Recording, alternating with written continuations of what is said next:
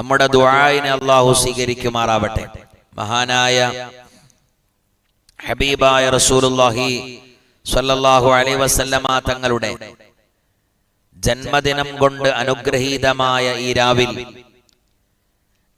റാഹത്ത് പോലും ചെയ്യാതെ ജീവിച്ച് മരിച്ചുപോയ മഹാനായ കടിന്റെ ചാരത്ത് വെച്ച് നമ്മൾ അല്ലാഹുവിനോട് ദുആ ചെയ്യുമ്പോൾ ആ ഒരു ദുആക്ക് വലിയ മഹത്വമുണ്ട്, വലിയ സ്ഥാനമുണ്ട്. നബി തങ്ങളെ സ്നേഹിക്കുക എന്ന് പറഞ്ഞത് ഖുർആനിന്റെ ഏറ്റവും പ്രധാനമായ മർമ്മപ്രധാനമായ ഒരു വിഷയമാണ്. നബി സല്ലല്ലാഹു അലൈഹി വസല്ലമ തങ്ങൾ തന്നെ പറഞ്ഞിട്ടുണ്ട്, എന്നെ സ്നേഹിക്കാത്ത കാലത്തോളം എന്നെ നിങ്ങളുടെ സ്വന്തം ശരീരത്തെക്കാൾ, നിങ്ങളുടെ മക്കളെക്കാൾ, നിങ്ങളുടെ മാതാപിതാക്കളെക്കാൾ, നിങ്ങളുടെ ഭാര്യമാരെക്കാൾ, നിങ്ങളുടെ സുഹൃത്തുക്കളെക്കാൾ എന്നെ പ്രണയിക്കാത്ത കാലത്തോളം നിങ്ങൾ ഒരാളും തന്നെ പരിപൂർണ മുഅ്മിനാകുകയില്ല എന്ന് പുണ്യനബി മുഹമ്മദ് മുസ്തഫ സല്ലല്ലാഹു അലൈഹി വസല്ലം. നബി തങ്ങളെ പ്രണയിക്കാതെ എന്തു ചെയ്തിട്ടും കാര്യമില്ല. നബി തങ്ങളുടെ പ്രണയത്തിന്റെ നബി തങ്ങളുടെ പ്രണയത്തിന്റെ അളവാണ് ഈമാനിന് ഫലം കൂട്ടുന്നതും കുറക്കുന്നതും. ഏതുപോലെ ഉദാഹരണം പറയുകയാണെങ്കിൽ, നമ്മൾ വായക്കാട്ടുകാർ നല്ല കൃഷി ചെയ്യുന്ന ആളുകളാണ്. അതുകൊണ്ട് തന്നെ നല്ല വൈക്കോലില്ലേ, നെല്ലിന്റെ ആ സാധനം വൈക്കോല്, 100 കിലോ വൈക്കോലും അതുപോലെ തന്നെ ഒരു 100 കിലോ കല്ല്, 100 കിലോ നല്ല ബോളർ കല്ല്, 100 കിലോ വൈക്കോല്, ഇതിലേറ്റവും ഭാരം കൂടിയത് ഏതാണ്? രണ്ടും സമമാണ് അല്ലേ? 100 കിലോ വൈക്കോലിനും ഒരേ തൂക്കമാണ്, 100 കിലോ കല്ലിനും ഒരേ തൂക്കമാണ്. എന്നാൽ ആ 100 കിലോ വൈക്കോൽ എടുത്തു, എന്നിട്ട് അതിനൊരു ചാക്കിലാക്കി കെട്ടിവെച്ചു.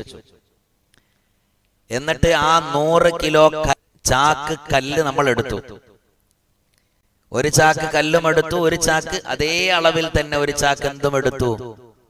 വൈകുന്നാൽ അതിലേറ്റവും ഭാരം കൂടുതൽ ഏതാണ്? കല്ലിനാണ് അല്ലേ? കാഴ്ചയിൽ ചാക്കുകൾ രണ്ടും സമമാണ്, അത് ഭാരം കല്ലിനാണ്. അതേപോലെ കാഴ്ചയിൽ പ്രണയിക്കാത്തവന്റെ നിസ്കാരം, കാഴ്ചയിൽ അവന്റെ നിസ്കാരമുണ്ട്, കാഴ്ചയിൽ അവന്റെ തഹജ്ജുദുണ്ട്, കാഴ്ചയിൽ അവന്റെ ളുഹായുണ്ട്, കാഴ്ചയിൽ അവനുണ്ട് ഹജ്ജുണ്ട്, എല്ലാം ഉണ്ട്. പക്ഷേ ഈമാൻ പൂർണ്ണമാകുന്നത് പ്രണയത്തിലൂടെയാണ്. ഹബീബ് മുഹമ്മദ് മുസ്തഫ സല്ലല്ലാഹു അലൈഹി വസല്ലം തങ്ങളെ പ്രണയിക്കലോടുകൂടെയാണ് നിസ്കാരത്തിന് മാറ്റുകൂടുന്നത്, അവന്റെ ഇബാദത്തുകൾക്ക് ഭാരം കൂടുന്നത്. അതാണ് നബി തങ്ങളും പറഞ്ഞത്, എന്നെ പ്രേമിക്കാത്ത കാലത്തോളം നിങ്ങളിൽ ആരും പരിപൂർണ മുഅ്മിനാകുന്നതല്ല. നബി തങ്ങളെ പ്രണയിച്ചവർ വലിയ സ്ഥാനത്തിന്റെ ഉടമകളായ കഥകളും ചരിത്രങ്ങളും നമുക്കറിയാം. മഹദിയായ ഖദീജ ബീവി റളിയല്ലാഹു അൻഹ അടക്കം ഇൻഷാ അല്ലാഹ് നബി തങ്ങളുടെ ഭാര്യമാരുടെ ജീവിത രീതി നമുക്ക് പറയണം. 10 ആളുകളുടെ ഹിസ്റ്ററി നമ്മൾ കഴിഞ്ഞ ആഴ്ച പറഞ്ഞു, ഇനി ഒരാളും കൂടെ പറയേണ്ടതുണ്ട്. ഇൻഷാ അല്ലാഹ് നമുക്ക് പറയണം, അല്ലാഹു തൗഫീഖ് നൽകുമാറാവട്ടെ. അപ്പം പ്രണയിച്ചവരുടെ കൂട്ടത്തിൽ, ഭാര്യമാരുടെ കൂട്ടത്തിൽ, പ്രണയിച്ചവരുടെ കൂട്ടത്തിൽപ്പെട്ട ആളാണ് മഹദിയായ ഖദീജ ബീവി റളിയല്ലാഹു അൻഹ. നമ്മെപ്പോലെ തഹജ്ജുദ് നിസ്കരിച്ചവളല്ല അവർ, നമ്മെപ്പോലെ ളുഹാ നിസ്കരിച്ചവരോ ഖുർആൻ ഓതിയവരോ ദിക്ർ ചൊല്ലിയവരോ അല്ല. മഹദിയായ ഖദീജ ബീവി റളിയല്ലാഹു അൻഹ. ഖദീജ ബീവിയുടെ സ്ഥാനം എത്രയാണ്? നബി തങ്ങൾ പറയാറുണ്ട്, നാളേക്ക് പോകുന്ന സഹോദരിമാർ, ആ സഹോദരിമാർ അല്ലാഹു 4 വരികളിലായി നിർത്തപ്പെടും.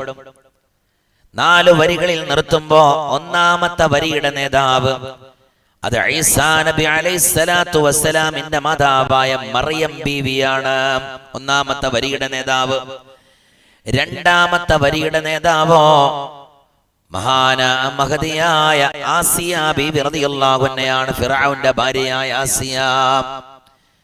എന്നാൽ മൂന്നാമത്തെ സഹോദരിമാർ സ്വർഗലോകത്തിലേക്ക് കടക്കുന്ന മൂന്നാമത്തെ വരിയുടെ നേതാവ് ഹബീബാ നബി തങ്ങൾ പറയുന്നത് അത് എന്റെ പ്രിയപ്പെട്ട ഖദീജയാണെന്ന് മുഹമ്മദ് മുസ്തഫ സ്വല്ലല്ലാഹു സലാമുല്ലാഹി അലാ ത്വാഹ റസൂലില്ലാഹ് സ്വലാത്തുല്ലാഹി സലാമുല്ലാഹി അലാ യാസീൻ ഹബീബില്ലാഹ്. എന്റെ പ്രിയപ്പെട്ട ഭാര്യ ഖദീജയാണ്. എന്തുകൊണ്ടാണ് ഖദീജക്ക് അല്ലാഹു സ്വർഗം കൊടുത്തത്?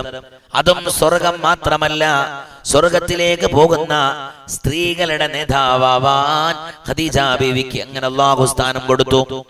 ഹബീബാ നബി തങ്ങളോടുള്ള അടക്കാൻ കഴിയാത്ത പ്രണയമായിരുന്നത്.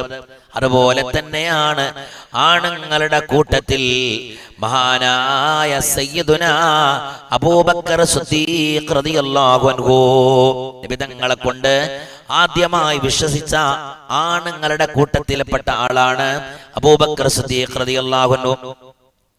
നബി തങ്ങൾക്ക് 40-ാമത്തെ വയസ്സിൽ ജബലുന്നൂർ പർവ്വതത്തിൽ വെച്ചുകൊണ്ട് അല്ലാഹു സുബ്ഹാനഹു വ തആല വഹി അറിയിച്ചു കൊടുത്ത് നബി തങ്ങളെ പ്രവാചകനായി അല്ലാഹു സുബ്ഹാനഹു വ തആല തെരഞ്ഞെടുത്തു, നിയോഗിച്ചു, പ്രവാചകനാക്കി.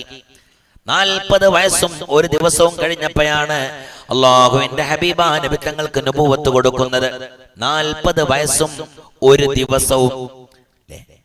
ആ സമയത്തിലാണ് നബുവത്ത് ലഭിക്കുന്നത്. ആ നബുവത്ത് ലഭിച്ചപ്പോ ആ നബുവത്തിനെ അംഗീകരിച്ചവര് ആദ്യമായി അംഗീകരിച്ചത് പെണ്ണുങ്ങളുടെ കൂട്ടത്തിൽ വെച്ചുകൊണ്ട് ആദ്യമായി അംഗീകരിച്ചത് ഖദീജയാണ്, മുഹമ്മദ് മുസ്തഫ സല്ലല്ലാഹു അലൈഹി വസല്ലം. എന്നാലോ ചെറിയ മക്കളുടെ കൂട്ടത്തിൽ വെച്ചുകൊണ്ട് ആദ്യമായി വിശ്വസിച്ചത് നബി തങ്ങൾ പറയാറുണ്ട്, അത് എന്റെ മരുമകൻ അന മദീനത്തുൽ ഇൽമി വ അലിയുൻ ബാബുഹാ. ഞാൻ ഇൽമിന്റെ പട്ടണമാണെങ്കിൽ അതിലേക്ക് കടന്നു വരാനുള്ള കവാടം എന്റെ അലിയാണെന്ന് മുഹമ്മദ് മുസ്തഫ സല്ലല്ലാഹു അലൈഹി വസല്ലം. അലിയാണ് മക്കളുടെ കൂട്ടത്തിൽ ആദ്യമായി വിശ്വസിച്ച ആള്. എന്നാൽ അടിമകളുടെ കൂട്ടത്തിൽ അടിമകൾ ഉണ്ടല്ലോ, ഒരുപാട് അടിമകൾ ആ കാലത്തുണ്ടല്ലോ. അടിമകളുടെ കൂട്ടത്തിൽ ആദ്യം വിശ്വസിച്ച ആള് ഉസാമ തങ്ങളുടെ പിതാവായ സെയ്ദ് റളിയല്ലാഹു അൻഹു ആണ്. ഖദീജ ബീവിയുടെ അടിമയായിരുന്ന നബി തങ്ങൾക്ക് പിന്നീട് അല്ലാഹുവിന്റെ ഹബീബാ നബി തങ്ങൾക്ക് ഖദീജ ബീവി ദാനം കൊടുത്തൊരടിമയുണ്ട്, സെയ്ദ്. ആ സെയ്ദാണ് ആദ്യമായി അടിമകളുടെ കൂട്ടത്തിൽ വിശ്വസിച്ച ആള്. ആ സെയ്ദിന് അല്ലാഹു വലിയ ഭാഗ്യമാണ് കൊടുത്തത്. ആ സെയ്ദിനെ അല്ലാഹുവിന്റെ ഹബീബാ നബി തങ്ങൾ മോചിപ്പിച്ചു, കല്യാണം കഴിച്ചു, മക്കളുണ്ടായി. അതിൽപ്പെട്ട ഒരു മകനാണ് ഉസാമ റളിയല്ലാഹു അൻഹു. മനസ്സിലായില്ലേ? ആ ഉസാമ ആരെന്നറിയോ? ഹബീബായ നബി സല്ലല്ലാഹു അലൈഹി വസല്ലമ തങ്ങളുടെ മയ്യത്ത് കുളിപ്പിക്കാൻ ഭാഗ്യം ലഭിച്ച സ്വഹാബിയാണ് മഹാനായ ഉസാമ റളിയല്ലാഹു അൻഹു. സ്വലാത്തുല്ലാഹ് സലാമുല്ലാഹ് അലാ ത്വാഹ റസൂലില്ലാഹ് സ്വലാത്തുല്ലാഹ് സലാമുല്ലാഹ് അലാ യാസീൻ ഹബീബില്ലാഹ്. ഹബീബാ നബി തങ്ങളെ 4 സ്വഹാബിമാരാണ് മയ്യത്ത് കുളിപ്പിച്ചത്. ഒന്നാമതായി മഹാനാകുന്ന അലി തങ്ങളാണ്. രണ്ടാമത്തത് മഹാനായ ഫളൽ ഇബ്നു അബ്ബാസ് റളിയല്ലാഹു അൻഹു ആണ്. മൂന്നാമത്തത് അബ്ബാസ് തങ്ങളാണ്. നാലാമത്തത് ഉസാമത്ത് ഇബ്നു സെയ്ദ് റളിയല്ലാഹു അൻഹു ആണ്. അതായത് സെയ്ദിന്റെ മകൻ ഉസാമ. അതാണ് ആ സെയ്ദ്. ആ സെയ്ദാണ് ഹബീബാ നബി തങ്ങളെ കൊണ്ട് അടിമകളിൽ നിന്ന് ആദ്യമായി വിശ്വസിച്ച ആള് മഹാനാകുന്ന സെയ്ദ് റളിയല്ലാഹു അൻഹു ആണ്. എന്നാൽ വലിയവരായ പുരുഷന്മാരുടെ കൂട്ടത്തിൽ വെച്ചുകൊണ്ട് ആദ്യമായി വിശ്വസിച്ച ആള് അത് സയ്യിദുനാ അബൂബക്കർ സിദ്ദീഖ് റളിയല്ലാഹു അൻഹു ആണ്. ആദ്യമായി ആണുങ്ങളിൽ വെച്ച് വിശ്വസിച്ച ആള് അബൂബക്കർ സിദ്ദീഖ് റളിയല്ലാഹു അൻഹു ആണ്. സുബ്ഹാനല്ലാഹ്. ആരാണ് അബൂബക്കർ സിദ്ദീഖ് തങ്ങൾ എന്നറിയോ? വലിയ തറവാട്ടുകാരാണ് അബൂബക്കർ സിദ്ദീഖ് റളിയല്ലാഹു അൻഹു. വലിയ തറവാട്ടുകാരാണ്. ഏതാണ് ആ തറവാട്? ഖുറൈശി തറവാട്ടുകാരനാണ്. ഖുറൈശി തറവാട്ടിൽ പിറന്നാളാ അബൂബക്കർ സിദ്ദീഖ് റളിയല്ലാഹു അൻഹു അവരുടെ പിതാവ് അബൂ ഖുഹാഫയാണ്. അബൂ ഖുഹാഫ, അബൂ ഖുഹാഫയുടെ വാപ്പ ഉസ്മാൻ എന്നവരാണ്. ചരിത്രകാരന്മാരാകട്ടോ അവരെല്ലാം. ഞാൻ അബൂബക്കർ സിദ്ദീഖ് തങ്ങളുടെ ചെറിയൊരു ഹിസ്റ്ററി ഞാൻ നിങ്ങൾക്ക് പറഞ്ഞു തരാം. അല്ലാഹുവേ, ഈ വിശുദ്ധമായ ദിവസത്തിൽ ഹബീബാ നബി തങ്ങളെ സംബന്ധിച്ച് പറയുമ്പോ നബി തങ്ങളെ പ്രണയിച്ചവരുടെ കൂട്ടത്തിൽ നേതാവായി വാഴുന്ന നാളെ മഹ്ശറാബൻ സഭയിൽ ഹിസാബില്ലാതെ സ്വർഗത്തിലേക്ക് കടക്കാൻ ഭാഗ്യം ലഭിച്ച സയ്യിദുനാ അബൂബക്കർ സിദ്ദീഖ് റളിയല്ലാഹു അൻഹു അവരെ സംബന്ധിച്ച് ചെറുതായൊന്ന് മനസ്സിലാക്കുന്നത് നല്ലതാണ്. ചെറുതായിട്ടൊന്ന് മനസ്സിലാക്കുന്നത് നല്ലതാണ്. ഹബീബാ നബി സല്ലല്ലാഹു അലൈഹി വസല്ലമ തങ്ങളുടെ പ്രിയപ്പെട്ട കൂട്ടുകാരനാണല്ലോ. അബൂ ഖുഹാഫയുടെ മകനാണ് അബൂബക്കർ സിദ്ദീഖ് തങ്ങൾ. അബൂ ഖുഹാഫയുടെ പിതാവ് ഉസ്മാനാണ്. ഉസ്മാൻ എന്നവരുടെ പിതാവ് ആമിറാണ്. ആമിറിന്റെ പിതാവാണ് അംറുത്തൈം. മനസ്സിലായില്ലേ? ഇവരെല്ലാവരും ചരിത്രകാരന്മാരിൽ അപ്പുറം ഇവരൊക്കെ നേതാക്കന്മാരായിരുന്നു. ആ നാട്ടിലെ നേതാക്കന്മാര്, പരമാണിമാര്, മഹത്തുക്കളായിരുന്നവര്. അപ്പൊ അവരുടെ കുടുംബത്തിൽ അബൂ ഖുഹാഫയുടെ മകനാണ് സയ്യിദുനാ അബൂബക്കർ സിദ്ദീഖ് റളിയല്ലാഹു അൻഹു. അവരുടെ മാതാവോ ഉമ്മുൽ ഖൈർ എന്നവളാണ്. ഉമ്മുൽ ഖൈറാണ്. ഉമ്മുൽ ഖൈർ ആരാണ്? സുബ്ഹാന സൽമ എന്ന് പറയാ. ഉമ്മുൽ ഖൈർ എന്ന് പറഞ്ഞാൽ സഖർ എന്നവരുടെ മകളാണ്. സഖർ എന്നവരുടെ മകൾ. സഖർ എന്ന് പറഞ്ഞാൽ ആമിർ എന്നവരുടെ മകളാണ്. അവരും വലിയ തറവാട്ടുകാരാണ്. അപ്പൊ ഏതായിരുന്നാലും അബൂബക്കർ സിദ്ദീഖ് തങ്ങളുടെ മാതാവിന്റെ പേര് ഉമ്മുൽ ഖൈർ സൽമ ഇല്ലേ, പിതാവിന്റെ പേര് അബൂ ഖുഹാഫ. ഈ രണ്ട് ദമ്പതികളിൽ നിന്ന് അബൂബക്കർ സിദ്ദീഖ് തങ്ങളെ പ്രസവിക്കുന്നതെന്നാണ് AD 571 മഹാനായ ഹബീബ് മുഹമ്മദ് മുസ്തഫ തങ്ങൾ അല്ലാഹു മക്കയിലേക്ക് പറഞ്ഞേക്കുന്നത്. AD 571 ഏപ്രിൽ മാസത്തിലാണ് നബി തങ്ങൾ ജനിക്കുന്നത്. എന്നാൽ നബി തങ്ങളുടെ പ്രിയപ്പെട്ട കൂട്ടുകാരനായ അബൂബക്കർ സിദ്ദീഖ് തങ്ങൾ ജനിക്കുന്നതോ AD 573 കൊല്ലം. അതായത് നബി തങ്ങളെ പ്രസവിച്ച് 2 കൊല്ലം കഴിഞ്ഞപ്പോൾ അബൂബക്കർ സിദ്ദീഖ് തങ്ങളെ ഭൂമി ലോകത്തിലേക്ക് അല്ലാഹു കൊണ്ടുവന്നിട്ടുണ്ട്. സുബ്ഹാനല്ലാഹ്. ഒക്ടോബർ 27 മഹാനവറുകൾ ജനിക്കുന്നത്. സുബ്ഹാനല്ലാഹ്. അബൂബക്കർ സിദ്ദീഖ് തങ്ങൾ വളരുകയാണ്. ചെറുപ്പത്തിൽ തന്നെ ഹബീബാ നബി തങ്ങളുടെ കൂട്ടുകാരനാണ്. അബൂബക്കർ സിദ്ദീഖ് തങ്ങൾ നബുവത്തിന് ശേഷം കൂട്ടുകൂടിയതല്ല. ചെറുപ്പകാലം തൊട്ടേ നബി തങ്ങളുടെ പ്രിയപ്പെട്ട കൂട്ടുകാരനാണ് അബൂബക്കർ സിദ്ദീഖ് റളിയല്ലാഹു അൻഹു. നബി തങ്ങളുടെ കോലം നല്ല വീതിയുള്ള ചെസ്റ്റാണ്. ഹബീബാ റസൂലുള്ളാഹി സ്വല്ലല്ലാഹു അലൈഹി വസല്ലം നബി തങ്ങളുടെ വയറും നെഞ്ഞും സമമാണ്. നബി തങ്ങളുടെ നെറ്റിത്തടം പരന്നതാണ്. നബി തങ്ങളുടെ കണ്ണിന്റെ പിരികകൾ വില്ല് പോലെ വളഞ്ഞതാണ്. നല്ല കാണാൻ രസമുള്ളതാണ്. മഹാനായ നബി മുഹമ്മദ് മുസ്തഫ സല്ലല്ലാഹു അലൈഹി വസല്ലമ തങ്ങൾ. മനസ്സിലായില്ലേ? എന്നാൽ നബി തങ്ങളുടെ കൂട്ടുകാരനായ അബൂബക്കർ സിദ്ദീഖ് തങ്ങളോ മെലിഞ്ഞ ശരീരമായിരുന്നു.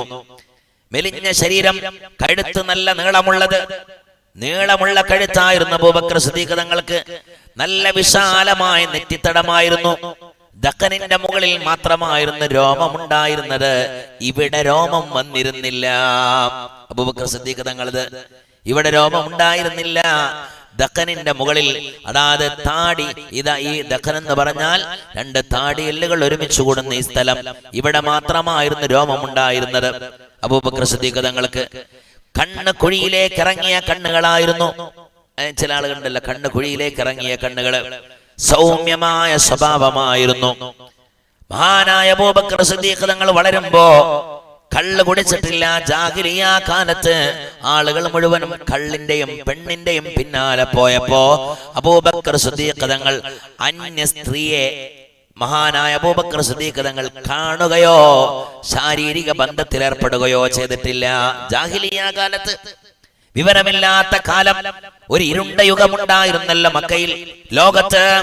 ആ സമയത്ത് പോലും അബൂബക്കർ സിദ്ദീഖ് തങ്ങൾ അങ്ങനെ ഒരു മോശം പ്രവർത്തനം ചെയ്തിരുന്നില്ല. മഹാനായ അബൂബക്കർ സിദ്ദീഖ് തങ്ങൾ മദ്യം കഴിച്ചിരുന്നില്ല. അബൂബക്കർ സിദ്ദീഖ് തങ്ങൾ സ്വഭാവിയായിരുന്നു. ഹറാമിന്റെ ഒരു തരി പോലും അബൂബക്കർ സിദ്ദീഖ് തങ്ങളുടെ ആമാശയത്തിലേക്ക് കടന്നിട്ടേ ഇല്ല. ഒരു തരി പോലും അബൂബക്കർ സിദ്ദീഖ് തങ്ങളുടേത് ആമാശയത്തിലേക്ക് കടന്നിട്ടില്ല. സുബ്ഹാനല്ലാഹ്. അബൂബക്കർ സിദ്ദീഖ് തങ്ങളുടെ അടിമ ഒരു ദിവസം ഭക്ഷണം കൊണ്ടു കൊടുത്തപ്പോ, അബൂബക്കർ സിദ്ദീഖ് തങ്ങൾ വലിയ പൈസക്കാരനാണ്, നല്ല കച്ചവടക്കാരനാണ്. അബൂബക്കർ സിദ്ദീഖ് തങ്ങളുടെ കച്ചവടം തുണിക്കച്ചവടമായിരുന്നു. തുണിക്കച്ചവടം ചെയ്യുന്ന മക്കയിലെ ഏറ്റവും വലിയ ടെക്സ്റ്റൈൽസ് നടത്തിയ ആളാണ് സയ്യിദുനാ അബൂബക്കർ സിദ്ദീഖ് റളിയല്ലാഹു അൻഹു. അവസാനം ഫഖീറായി മരിച്ചു പോയിട്ടുണ്ട്. അത് വേറെ കഥ. അവസാനം മരിക്കുന്നത് തനിച്ച ഫഖീറായിട്ടാണ്. നമുക്ക് പറയണം, പ്രവാചക പ്രേമത്തിന്റെ ഏറ്റവും വലിയ ഉദാഹരണമായത് കൊണ്ടാണ് അബൂബക്കർ സിദ്ദീഖ് തങ്ങളെ, പ്രവാചക പ്രണയത്തിന്റെ ഏറ്റവും വലിയ ഉദാഹരണമായത് കൊണ്ടാണ് ഇന്നത്തെ ഈ രാവിന് അബൂബക്കർ സിദ്ദീഖ് തങ്ങളുടെ താരീഖ് ഹബീബിലേക്ക് ചേർത്തി പറയാനുണ്ടായ കാരണം. അല്ലാഹുവേ, അവരെല്ലാം സ്വർഗലോകത്തിൽ വെച്ചുകൊണ്ട് കാണാൻ ഞങ്ങൾക്ക് നീ തൗഫീഖ് നൽകണേ അല്ലാഹ്. പടച്ചവനെ തൗഫീഖ് നൽകണേ അല്ലാഹ്, തൗഫീഖ് നൽകണേ അല്ലാഹ്. സാധുക്കളായ ഞങ്ങൾക്കെല്ലാം ഹബീബാ നബി തങ്ങളെ കണ്ട് സന്തോഷിക്കാൻ നീ ഞങ്ങൾക്ക് തൗഫീഖ് നൽകണേ അല്ലാഹ്. ഏതായിരുന്നാലും അബൂബക്കർ സിദ്ദീഖ് തങ്ങള് അടിമ, തന്റെ അടിമ തന്റെ അടിമ യജമാനനായ അബൂബക്കർ സിദ്ദീഖ് തങ്ങൾക്ക് ഒരു ദിവസം ഒരു ഭക്ഷണം കൊണ്ടു കൊടുത്തു. എല്ലാ ദിവസവും അബൂബക്കർ സിദ്ദീഖ് തങ്ങൾ ഭക്ഷണം വാങ്ങിക്കൊണ്ടുവരുമ്പോ ഇതെവിടെന്നാന്ന് ചോദിക്കാറില്ല. കാരണം അബൂബക്കർ സിദ്ദീഖ് തങ്ങൾ പൈസ കൊടുത്ത് വാങ്ങാൻ വേണ്ടി പറയലാണ്. അതുപോലെ പണം കൊടുത്ത് വാങ്ങാൻ വേണ്ടി അങ്ങാടിയിലേക്ക് പറഞ്ഞയച്ചപ്പോ ആ പണവുമായി, ആ പണം കൊടുത്ത് പറഞ്ഞയച്ച അബൂബക്കർ സിദ്ദീഖ് തങ്ങളുടെ അടിമ, ആ അടിമ എന്ത് ചെയ്തു? ഭക്ഷണം കൊണ്ടുവന്നപ്പോ അതങ്ങ് കഴിച്ചു അബൂബക്കർ സിദ്ദീഖ് തങ്ങൾ. സുബ്ഹാനല്ലാഹ്. അപ്പയാണ് അടിമ ചോദിക്കുന്നത് അബൂബക്കർ സിദ്ദീഖ് തങ്ങളോട്, അല്ല അബൂബക്കർ തങ്ങളെ, എപ്പോഴും നിങ്ങൾ എന്നോട് ഭക്ഷണത്തിന്റെ അവസ്ഥയെ സംബന്ധിച്ച് മനസ്സിലാക്കാറുണ്ടല്ലോ, ഇന്ന് നിങ്ങൾ അത് ചോദിച്ചിട്ടില്ലല്ലോ.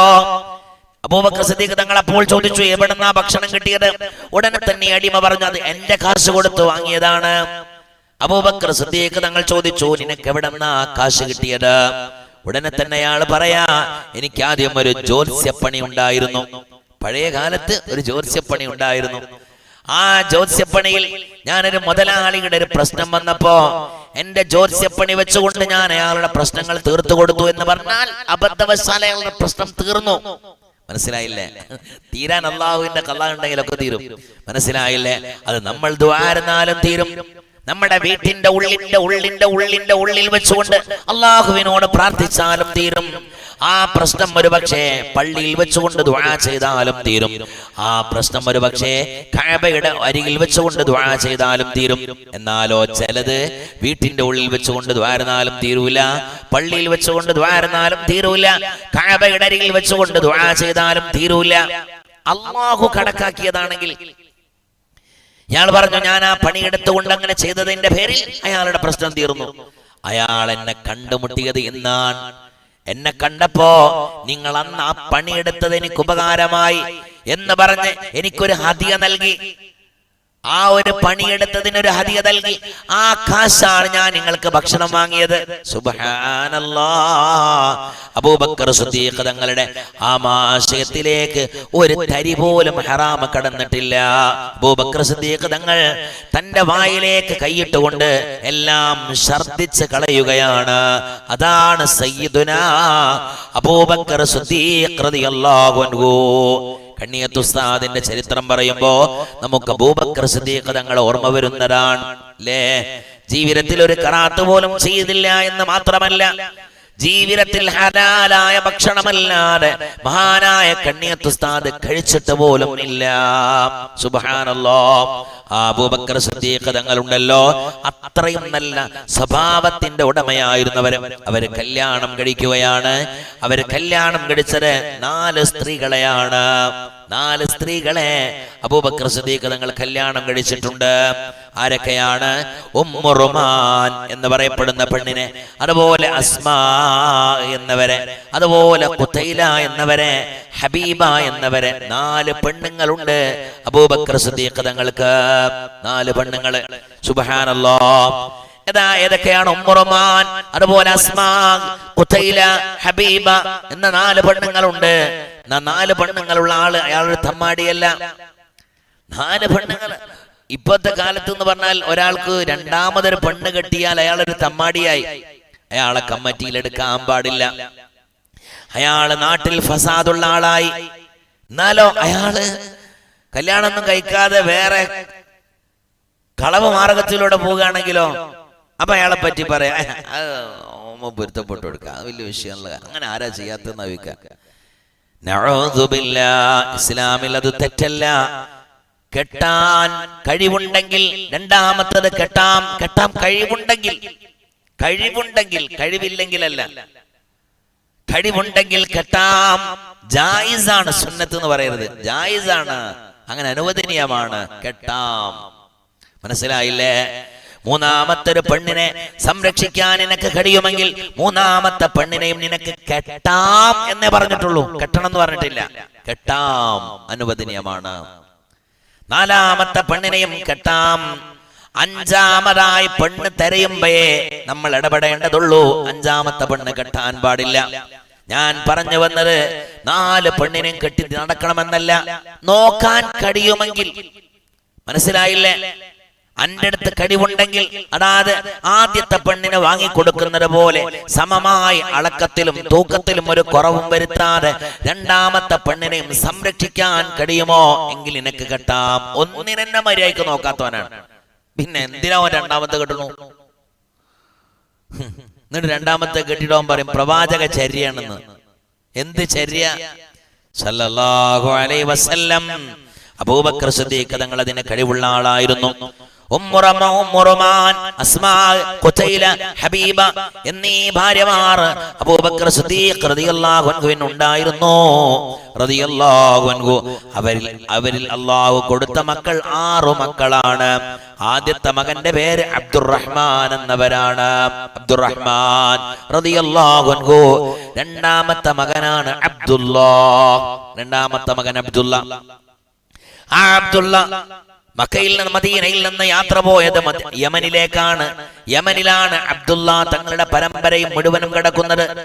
ആ യമനിലുള്ള മുഴുവൻ ആലിമീങ്ങളും മഹത്തുക്കളായ ഉലമാക്കൾ ഉണ്ടല്ലോ, അവരുടെ പരമ്പര ചെന്നെത്തുന്നത് അബൂബക്കർ സിദ്ദീഖ് തങ്ങളിലേക്കാണ്. ആ യമനിൽ നിന്നാണ് മഖ്ദൂമികൾ കേരളക്കരയിലേക്ക് വന്നത്. സൈനുദ്ദീൻ മഖ്ദൂമിന്റെ പരമ്പരയുണ്ടല്ലോ. ഇന്ന് മഖ്ദൂമികൾ ഒരുപാട് സ്ഥലത്തുണ്ടല്ലോ. അവരെല്ലാവരുടെയും പരമ്പര ചെല്ലുന്നത് അബ്ദുല്ല തങ്ങളിലേക്കാണ്. അബ്ദുല്ല തങ്ങളുടെ പരമ്പര പോകുന്നതോ സയ്യിദുനാ അബൂബക്കർ സിദ്ദീഖ് റളിയല്ലാഹു അൻഹു. മഖ്ദൂമികൾ അവരാണ് അബ്ദുല്ലാഹ്. അതാ 3ാമത്തെ മകന്റെ പേര് മുഹമ്മദ് എന്നാണ്. 4ാമത്തെ മകള് അസ്മാ ബീവിയാണ്. 5ാമത്തെ മകൾ ആയിഷ റളിയല്ലാഹു അൻഹയാണ്. 6ാമത്തെ മകളാണ് ഉമ്മു കുൽസൂം. ഇങ്ങനെ 6 മക്കളാണ് അബൂബക്കർ സിദ്ദീഖ് തങ്ങൾക്കുണ്ടായിരുന്നത്. സുബ്ഹാനല്ലാഹ്. ആ അബൂബക്കർ സിദ്ദീഖ് തങ്ങൾ, കച്ചവടക്കാരനായ അബൂബക്കർ സിദ്ദീഖ് തങ്ങൾ ഹബീബായ നബി സല്ലല്ലാഹു അലൈഹി വസല്ലമ തങ്ങൾക്ക് 40ാമത്തെ വയസ്സിൽ നബുവത്ത് കിട്ടിയപ്പോ ഈ കിട്ടിയെന്നുള്ള വാർത്ത മക്കക്കാരായ മനുഷ്യന്മാരോട് ഹബീബാ നബി തങ്ങൾ പറയുമ്പോ സല്ലല്ലാഹു അലൈഹി വസല്ലം അബൂബക്കർ സിദ്ദീഖ് തങ്ങൾ ആദ്യമായി പറഞ്ഞ വാക്കെന്തെന്നറിയോ? നബി തങ്ങൾ അങ്ങനെ പറയുന്നുണ്ടോ എങ്കിൽ ഞാൻ അത് വിശ്വസിച്ചിട്ടുണ്ട് എന്നായിരുന്നു പറയാ. നബി അങ്ങനെ പറഞ്ഞോ? അങ്ങനെ ഞാൻ അങ്ങനെ ചെയ്തു, ഞാൻ അങ്ങനെ വിശ്വസിച്ചു. അള്ളാഹുവിന്റെ റസൂൽ 7 ആകാശങ്ങൾ കടന്ന് അള്ളാഹുവിനെ കാണാൻ പോയി എന്നുള്ള വാർത്ത മക്കക്കാർ വലിയ സംഭവമായി അബൂബക്കർ സിദ്ദീഖ് തങ്ങളുടെ അരികിൽ പോയിട്ട് പറഞ്ഞപ്പോ അബൂബക്കർ സിദ്ദീഖ് തങ്ങൾ പറഞ്ഞ വർത്താനം എന്താണെന്നറിയോ? അതായത് മിഅ്റാജിന്റെ രാത്രിയിൽ അല്ലാഹു സുബ്ഹാനഹു വ തആലാനെ കണ്ടു മടങ്ങി വന്നു എന്ന് നബി തങ്ങൾ പറഞ്ഞപ്പോ സല്ലല്ലാഹു അലൈഹി വസല്ലം അബൂബക്കർ സിദ്ദീഖ് തങ്ങളുടെ അരികിലേക്ക് ജൂതന്മാരും മുശ്രിക്കീങ്ങളും ചെന്നിട്ട് പറഞ്ഞു, അല്ല അബൂബക്കറെ, അനക്ക് കുറച്ച് വിവരമുണ്ട് എന്നുള്ള ഞങ്ങളെല്ലാവരും മനസ്സിലാക്കിയത്. അന്റെ മുഹമ്മദ് ഉണ്ടല്ലോ, ഇസ്രാവും മിഅ്റാജും കഴിഞ്ഞ് ഇന്നലെ രാത്രി മടങ്ങി വന്നിട്ടുണ്ട് എന്നുള്ളൊരു വാർത്ത ഓന്റെ പിരാന്തോൻ പറഞ്ഞു നടക്കുന്നുണ്ട്. അബൂബക്കർ സിദ്ദീഖ് തങ്ങൾ ചോദിച്ചു, അങ്ങനെ എന്റെ മുഹമ്മദ് പറഞ്ഞോ സല്ലല്ലാഹു അലൈഹി വസല്ലം? കൂടെ പോയവരെല്ലാവരും പറഞ്ഞു മുഹമ്മദ് അങ്ങനെ പറഞ്ഞു. ഉടനെ തന്നെ അബൂബക്കർ സിദ്ദീഖ് തങ്ങൾ പറയുകയാണ്, എന്റെ മുഹമ്മദ് അങ്ങനെ പറഞ്ഞിട്ടുണ്ടെങ്കിൽ അത് സത്യമായിരിക്കും, ഞാൻ അത് വിശ്വസിച്ചിട്ടുണ്ട്. അതാണ് നബി തങ്ങളും പറഞ്ഞത്, എന്നെ കൊണ്ടാദ്യം വിശ്വസിച്ചവനും അബൂബക്കറാണ്, എന്നെ കൊണ്ടാദ്യം വാസ്തവമാക്കിയവനും അബൂബക്കറാണ്. എന്റെ ഉമ്മത്തിൽ നിന്ന് ആദ്യം സ്വർഗത്തിലേക്ക് കടക്കുന്ന ആളും എന്റെ അബൂബക്കറാണെന്ന് മുഹമ്മദ് മുസ്തഫ സ്വലാത്തുല്ലാഹ് സലാമുല്ലാഹ് ത്വാഹ റസൂലില്ലാഹ് സ്വലാത്തുല്ലാഹ് സലാമുല്ലാഹ് അലാ യാസീൻ ഹബീബില്ലാഹ്. ഒരുപാട് വിഷമങ്ങൾ അബൂബക്കർ സിദ്ദീഖ് തങ്ങൾ സഹിച്ചിട്ടുണ്ട്. അബൂബക്കർ സിദ്ദീഖ് റളിയല്ലാഹു അൻഹു ഇസ്ലാമിന്റെ ആദ്യത്തെ പ്രഭാഷകനാണ്. മഹാനവറുകൾ ഇസ്ലാമിന്റെ ആദ്യത്തെ പ്രഭാഷകൻ. ആദ്യമായി ഇസ്ലാമിൽ പ്രഭാഷണം നിർവഹിച്ചത് ഈ അബൂബക്കർ സിദ്ദീഖ് തങ്ങളാണ്, മക്കയുടെ ചാരത്ത് വെച്ചുകൊണ്ട്. അന്നാണ് മക്കയുടെ മുശ്രിക്കീങ്ങള് അബൂബക്കർ സിദ്ദീഖ് തങ്ങളെ അടിച്ചത്.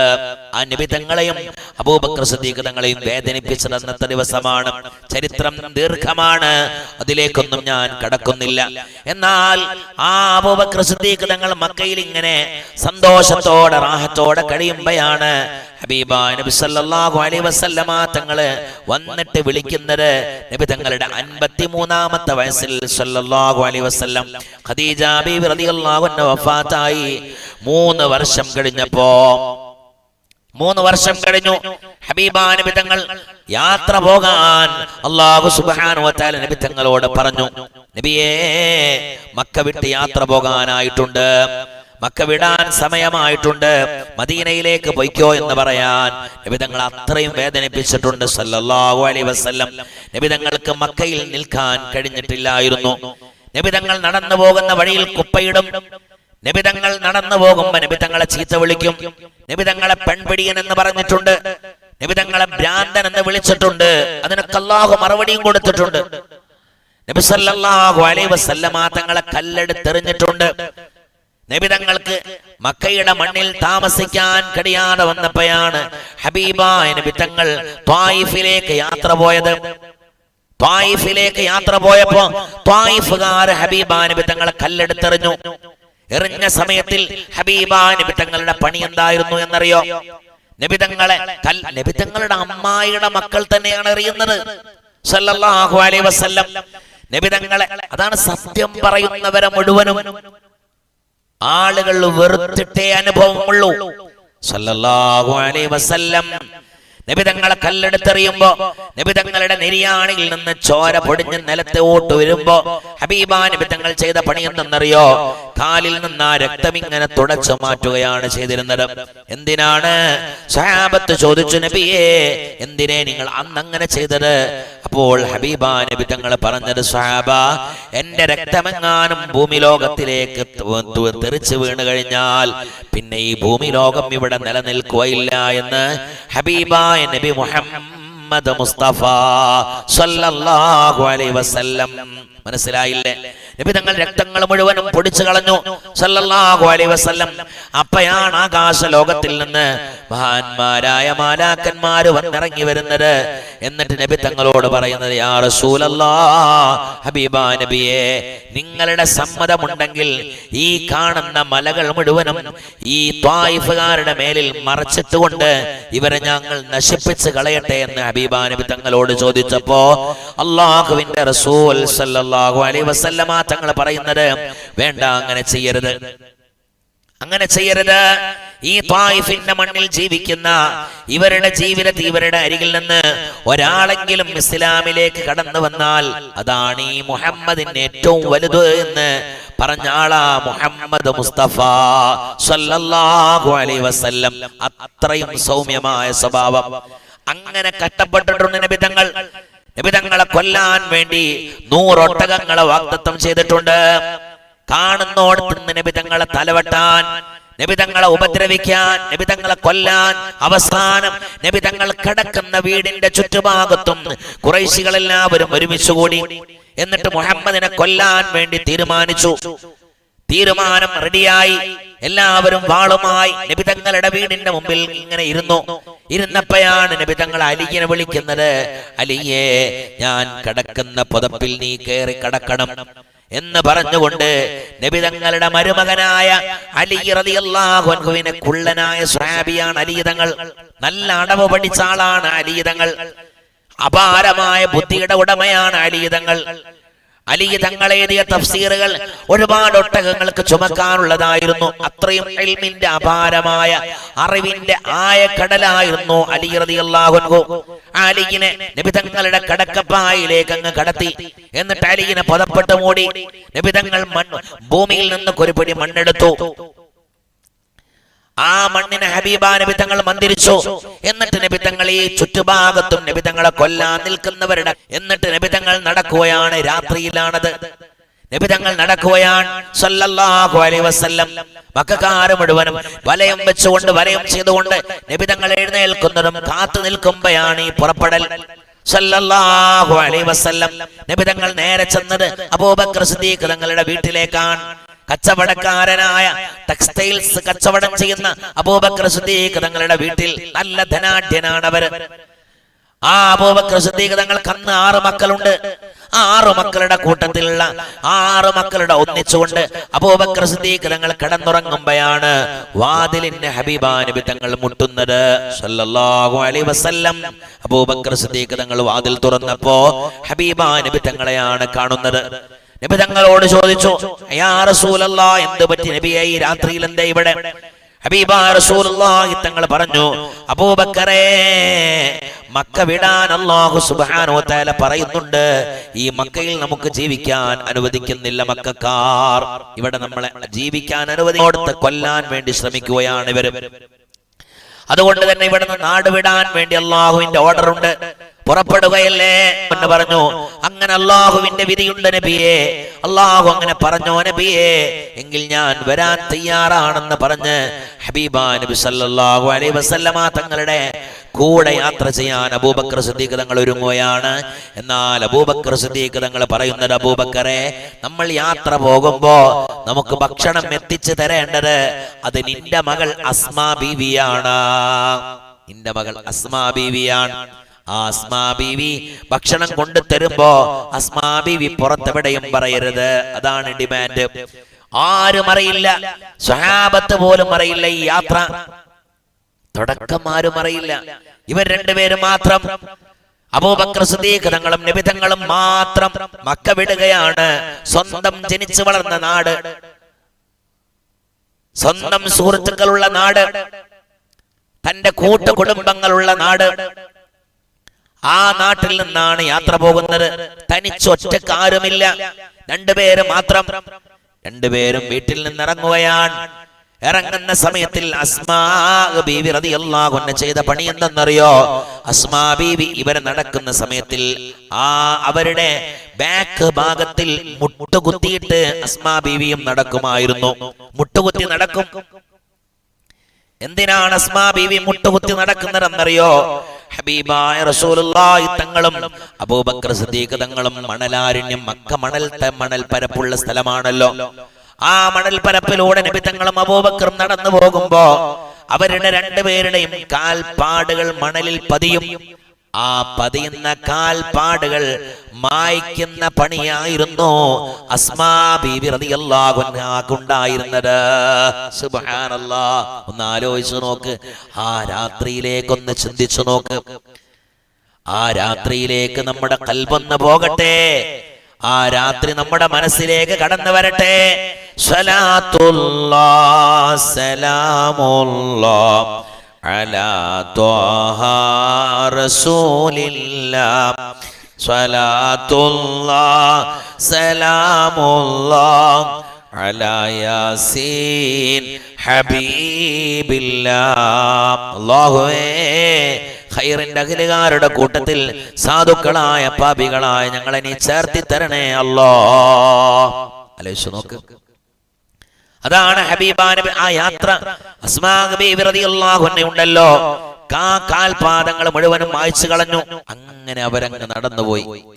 ആ നടത്തം പിന്നെ ചെല്ലുന്നത് വിശുദ്ധമായ സൗർ ഗുഹയിലേക്കാണ്. സൗർ ഗുഹയുടെ അരികിലെത്തിയപ്പോ പകൽ സമയത്തിലോടെടുക്കുകയാണ്, രാവിലെ പ്രഭാതത്തോടെടുക്കുകയാണ്.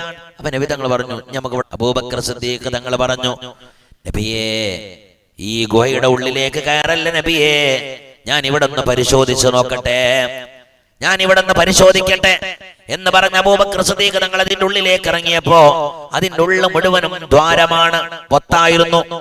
അബൂബക്കർ സിദ്ദീഖ് തങ്ങളുടെ കയ്യിൽ ഉണ്ടായിരുന്ന തുണി കഷ്ണമെടുത്തുകൊണ്ട് കീറിയിട്ട് ദ്വാരങ്ങളെല്ലാം പൊത്തിയടച്ചു. അവസാനം ഒരു ദ്വാരം ബാക്കിയായി. അതിനെ തന്റെ തള്ളവിരൽ കൊണ്ട് അമർത്തി പിടിക്കുകയും ചെയ്തു. എന്നിട്ട് നബി തങ്ങളോട് പറഞ്ഞു, വരി നബിയേ, അല്ലാഹുവിന്റെ ഹബീബാ നബിയേ വരൂ. നബി തങ്ങൾ വന്നു. മഹാനായ നബി തങ്ങൾ ആ ഗുഹയുടെ ഉള്ളിൽ ഇറങ്ങിയിട്ടിരുന്നു. ഇരുന്ന പാട് നബി തങ്ങൾക്ക് വല്ലാത്ത ക്ഷീണമുണ്ട്. അബൂബക്കർ സിദ്ദീഖ് തങ്ങളുടെ മടിയിലേക്ക് തലവച്ചങ്ങ് കടക്കുകയാണ്. സല്ലല്ലാഹു അലൈഹി വസല്ലം നബി തങ്ങൾ കടന്ന പാട് അല്ലാഹുവിന്റെ റസൂൽ ഉറങ്ങിപ്പോകുകയാണ്.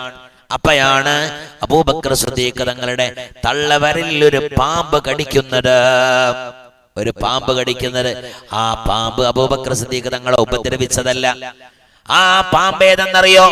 ആ പാമ്പ് ഹബീബാ നബി തങ്ങളെ കാണാൻ വേണ്ടി വന്നു നിൽക്കുന്ന പാമ്പായിരുന്നത്.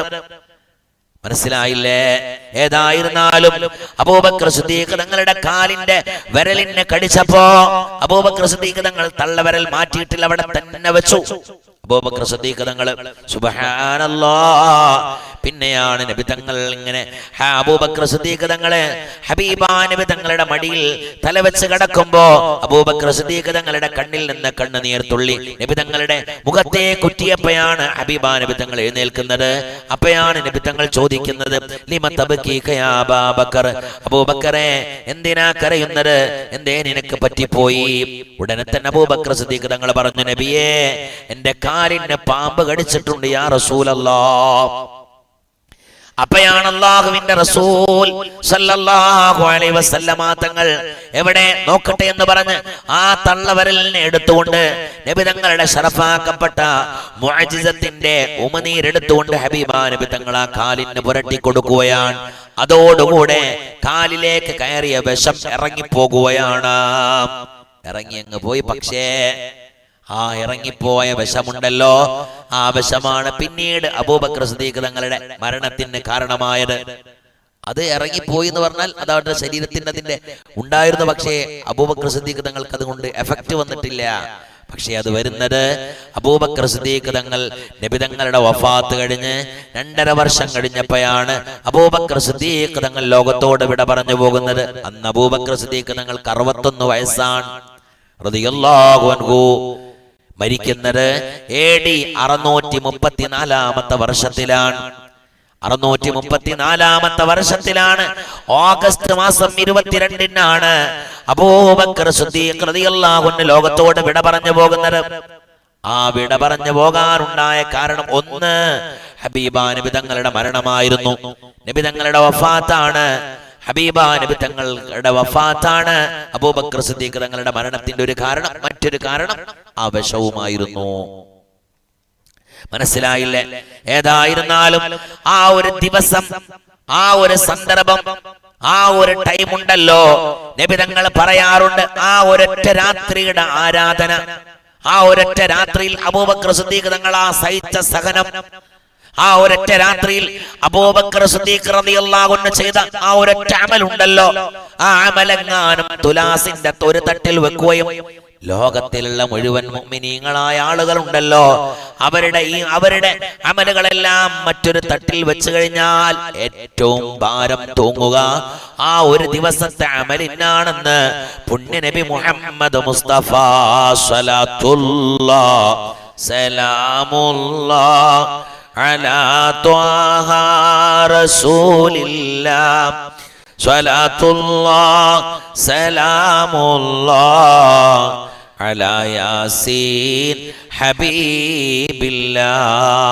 അല്ലാഹുവേ, അവരുടെ ഫضل കൊണ്ട് ഞങ്ങളുടെ ജീവിതത്തിൽ നിന്ന് വന്നുപോയ എല്ലാ പാപങ്ങളെയും നീ ഞങ്ങൾക്ക് പൊരുത്തപ്പെട്ട് തരണേ അല്ലാഹ്. ജീവിതത്തിന് ശുദ്ധീകരിക്കാൻ സാധുക്കളായ പാപികളായ ഞങ്ങൾക്ക് നീ തൗഫീഖ് നൽകണേ അല്ലാഹ്. പടച്ചോൻ നമുക്ക് തൗഫീഖ് നൽകട്ടെ.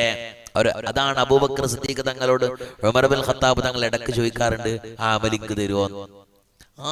ഉമർ ബിൻ ഖത്താബ് തങ്ങൾ ചോദിക്കാറുണ്ട്, എന്റെ അമൽ മുഴുവനും അബൂബക്കറെ നിങ്ങൾ എടുത്തോ, ആ ഒരു ദിവസത്തെ അമൽ എനിക്ക് തരുമോ? അബൂബക്കർ സിദ്ദീഖ് റളിയല്ലാഹു അൻഹുവിനോട് ഉമർ ബിൻ ഖത്താബ് തങ്ങൾ ചോദിക്കാറുണ്ടായിരുന്നു. മനസ്സിലായില്ലേ എന്തേ ആ ഒരു ദിവസം അദ്ദേഹം ചെയ്ത അമൽ? ഹബീബാ നബി തങ്ങളെ പ്രണയിച്ചു എന്നുള്ളത് മാത്രമാണ്. വേറെന്താ ഉള്ളത്? മനസ്സിലായില്ലേ? ഹബീബ ഏറ്റവും വലിയ ധനാഢ്യൻ, മക്കയിലെ ഏറ്റവും വലിയ സംഭവ പുരുഷനായിരുന്നു അബൂബക്കർ സിദ്ദീഖ് റളിയല്ലാഹു അൻഹു. ചില്ലറക്കാരനല്ല. നമ്മളെ കാഴ്ചപ്പാടിൽ അത് നബി തങ്ങളോട് ഒരു ഫക്കീറായ മനുഷ്യൻ കൂടി ഉണ്ടാവും അല്ലേ? ഏതൊരു മഹല്ലത്തിലും പിന്നെ ആ മൗലിയാമാരോട് ഇങ്ങനെ കൂട്ടു നിൽക്കുന്ന ആൾക്കാരായിരിക്കും ആ നാട്ടിൽ ഏറ്റവും അന്തംഗമ്മിയുള്ള ആൾക്കാരായിരിക്കും ചിലപ്പോ. അബൂബക്കർ സിദ്ദീഖ് റളിയല്ലാഹു അൻഹുവിനോട് അല്ല നബി തങ്ങളോട് കൂട്ടുകൂടി അബൂബക്കർ സിദ്ദീഖ് തങ്ങൾ ഒരു അന്തംഗമ്മിയല്ല, ഏറ്റവും വലിയ നേതാവാണ്. ആ അബൂബക്കർ സിദ്ദീഖ് തങ്ങളെ കണ്ടുകൊണ്ടാണ് മക്കയിലെ ഏറ്റവും വലിയ പ്രമാണിമാർ ഇസ്ലാമിലേക്ക് കടന്നു വന്നിരുന്നത്. അവരുടെ കൂട്ടത്തിൽ സുബൈർ അബൂബക്കർ സിദ്ദീഖ് തങ്ങളുടെ പ്രവർത്തനം കണ്ടുകൊണ്ടാണ് ഇസ്ലാമിലേക്ക് വന്നത്. അബൂബക്കർ സിദ്ദീഖ് റളിയല്ലാഹു അൻഹു വിളിച്ചതാണ്. ഏറ്റവും വലിയ ധനാഢ്യനായിരുന്നു മഹാനായ സുബൈർ റളിയല്ലാഹു അൻഹു. അതുപോലെ മറ്റൊരു ധനാഢ്യനായിരുന്നു ഉസ്മാൻ. അവരെയും ഇസ്ലാമിലേക്ക് കൊണ്ടുവന്നത് ആരാണ്? അബൂബക്കർ സിദ്ദീഖ് റളിയല്ലാഹു അൻഹു ആണ്. മനസ്സിലായില്ലേ? അംബാനിയും ബിർളനെയും ഒക്കെ കൊണ്ടുവരുന്നത് തട്ടുകട നടത്തണവന് കൊണ്ടുവരാൻ കഴിയില്ല. ഉണ്ടോ? ആലോചിച്ച് നോക്കിയാണ്. ഉസ്മാൻ റളിയല്ലാഹു അൻഹുവിന്റെ കയ്യിൽ എത്ര മുതലുണ്ടായിരുന്നു? ഒരു യുദ്ധത്തിലേക്ക് ആവശ്യമായ വസ്തുക്കൾ വേണമെന്ന് പറഞ്ഞപ്പം ഉമർ ബിൻ ഖത്താബ് തങ്ങൾ എഴുന്നേറ്റ് നിന്നിട്ട് പറഞ്ഞത് 100 ഒട്ടകവും അതിലേക്കുള്ള വസ്തുക്കളും ഞാൻ തരാം. പിന്നെയും ചോദിച്ചു, പോരാ ഇഞ്ഞും വേണം. പിന്നെയും പറഞ്ഞു 100 ഒട്ടകവും അതിലേക്കുള്ള വസ്തുക്കൾ മുഴുവൻ. പോരാ നബി തങ്ങൾ പറഞ്ഞു പോരാ. മൂന്നാമതും പറഞ്ഞു 100 ഒട്ടകവും അതിലേക്കുള്ള മുഴുവൻ വസ്തുക്കളും. അതാണ് ഉസ്മാൻ. ആ ഉസ്മാൻ ഇസ്ലാം അബൂബക്കർ സിദ്ദീഖ് തങ്ങൾ വിളിച്ചിട്ടാണ്. മഹാനായ ത്വൽഹ റളിയല്ലാഹു അൻഹു അവർ ഇസ്ലാമിലേക്ക് വന്നത് അബൂബക്കർ സിദ്ദീഖ് തങ്ങൾ ക്ഷണിച്ചത് കൊണ്ടാണ്. മഹാനായ സഅദ് റളിയല്ലാഹു അൻഹു ഇസ്ലാമിലേക്ക് വന്നത് അബൂബക്കർ സിദ്ദീഖ് തങ്ങൾ ക്ഷണിച്ചത് കൊണ്ടാണ്. അബ്ദുറഹ്മാൻ ഇബ്നു ഔഫ് റളിയല്ലാഹു അൻഹു ഇസ്ലാമിലേക്ക് വന്നത് അബൂബക്കർ സിദ്ദീഖ് തങ്ങൾ ക്ഷണിച്ചത് കൊണ്ടാണ്. മനസ്സിലായിട്ടില്ല? അപ്പൊ അത്രയും വലിയ പവറുള്ള മനുഷ്യനായിരുന്നു അബൂബക്കർ സിദ്ദീഖ് റളിയല്ലാഹു അൻഹു. ആ അബൂബക്കർ സിദ്ദീഖ് തങ്ങൾ ഏറ്റവും വലിയ ഉന്നതമായ സ്ഥാനത്തിലേക്ക് എത്തിയത് എങ്ങനെ? രാത്രിയിലുള്ള തഹജ്ജുദ് അല്ല, ധാരാളമുള്ള ഹജ്ജല്ല. അങ്ങനെ ധാരാളം ഹജ്ജ് ചെയ്തത് കൊണ്ടാണ് ഒരാൾക്ക് സ്ഥാനം വന്നതെങ്കിൽ അബൂബക്കർ സിദ്ദീഖ് തങ്ങളെക്കാളും ഹജ്ജ് ചെയ്ത ആള് ഉമർ ബിൻ ഖത്താബ് തങ്ങളാണ്.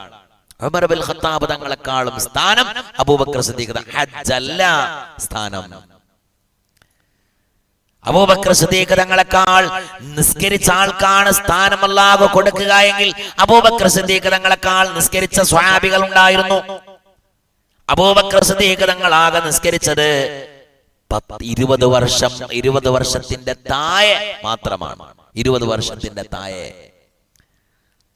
നിസ്കാരമല്ല ഇവിടെ. ഏറ്റവും കൂടുതൽ നോമ്പ് നോറ്റ ആൾക്കാണ് ഏറ്റവും വലിയ സ്ഥാനം അല്ലാഹു കൊടുക്കുക എങ്കിൽ അബൂബക്കർ സിദ്ദീഖ് തങ്ങൾക്ക് കൊടുക്കൂല. അബൂബക്കർ സിദ്ദീഖ് തങ്ങൾ നോറ്റത് 15 വർഷത്തിന്റെ താഴെയുള്ള വർഷങ്ങൾ മാത്രമാണ്.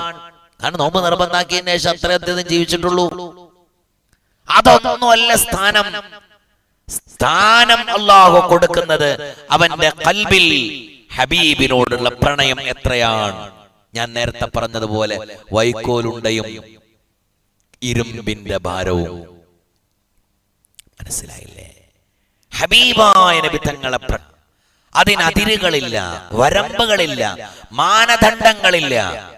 സ്നേഹിക്കുക, സ്നേഹിക്കുക, പ്രണയിക്കുക ഹബീബായ മുഹമ്മദ് മുസ്തഫ സല്ലല്ലാഹു അലൈഹി വസല്ലം. അല്ലാഹു നമുക്ക് തൗഫീഖ് നൽകട്ടെ. അതാണ് അബൂബക്കർ സിദ്ദീഖ് റളിയല്ലാഹു അൻഹു. ആ അബൂബക്കർ പറ്റിയാണ് നബി തങ്ങൾ പറഞ്ഞത്, സ്വഹാബ നാളെ മഹ്ശറാ സഭയിലോട്ട് കോടാനിക്കോടി വരുന്ന ജീവജാലങ്ങൾ ഒരുമിച്ച് കൂടുമ്പോ അവിടത്തിലേക്ക് എന്റെ അബൂബക്കർ കടന്നു വരും. എന്റെ അബൂബക്കർ വരുമ്പോ മലക്കുകൾ മുഴുവനും എഴുന്നേറ്റ് നിൽക്കും. സ്വഹാബ എന്റെ അബൂബക്കർ മഹ്ശറയിലൂടെ സിറാത്ത് പാലം കടന്ന് സ്വർഗത്തിലേക്ക് പോകും. അല്ലാഹു അബൂബക്കറിനെ വിളിച്ചുകൊണ്ട് എന്തേ അബൂബക്കറെ നീ അത് ചെയ്തു എന്ന് ചോദ്യമില്ല. എന്തേ അബൂബക്കറെ നീ അങ്ങോട്ട് നോക്കി എന്ന ചോദ്യമില്ല. എന്തിനാ അബൂബക്കറെ നീ അങ്ങനെ പറഞ്ഞു എന്ന അല്ലാഹുവിന്റെ ഹിസാബില്ല.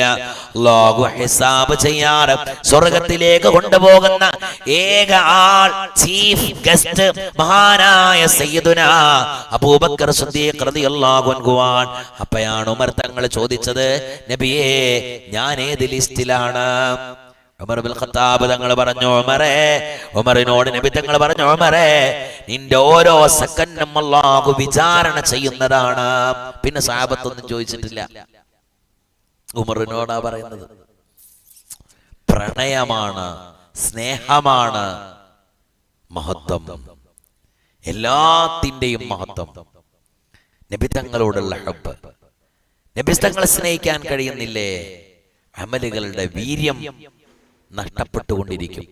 അല്ലാഹു ഹബീബായ നബി തങ്ങൾ ആത്മാർത്ഥമായി സ്നേഹിക്കാൻ അല്ലാഹു നമുക്കൊക്കെ തൗഫീഖ് നൽകുമാറാവട്ടെ.